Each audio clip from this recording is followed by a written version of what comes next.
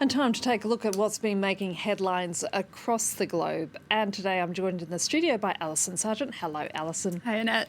And you're going to start with that bombshell recording obtained by the Washington Post, where you hear Donald Trump pressuring a top election official in Georgia to recalculate their election result. That's right, Annette. This extraordinary phone call took place on Saturday. You can listen to it in its entirety on the Washington Post's website.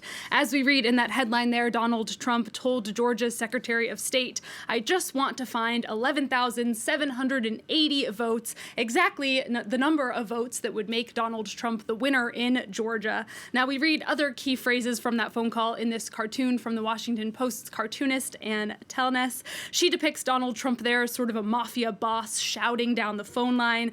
And the paper also has an analysis piece describing this call as being, quote, as outrageous as it was chilling. Now, in today's other notable rebukes of Donald Trump, also published in the Washington Post, all 10 living former U.S. defense secretaries have come together to publish an op-ed in the paper. They write that the time of questioning the election results has passed, and they make it clear that the military is not going to be getting involved. Now we're going to move on from American politics to talk about politics here in France. And Alison, the government is facing growing criticism of its very slow rollout of the vaccine. That's right, and very slow compared to other countries. After a week after this vaccination rollout started in France, only a few hundred people have had the first jab of the vaccine.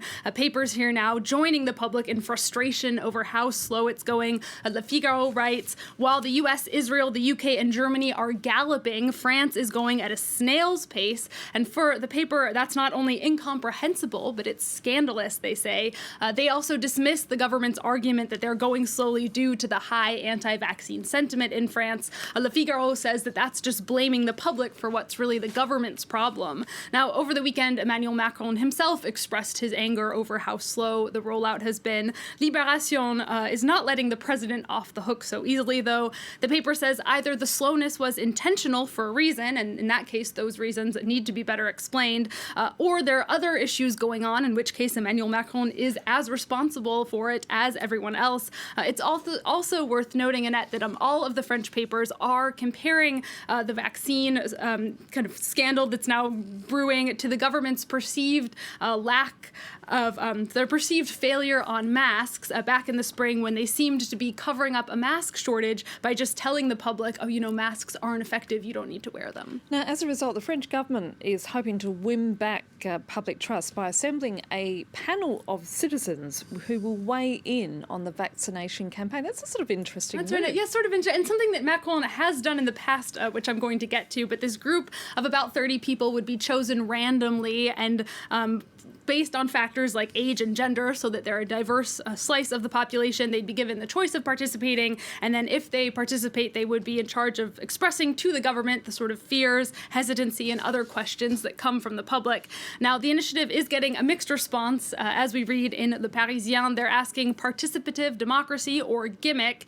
The paper also notes that this is the second time that Emmanuel Macron has used this method. You might remember the Citizens Climate Convention, in which a panel of 150 people from the French public put forward climate proposals to the government.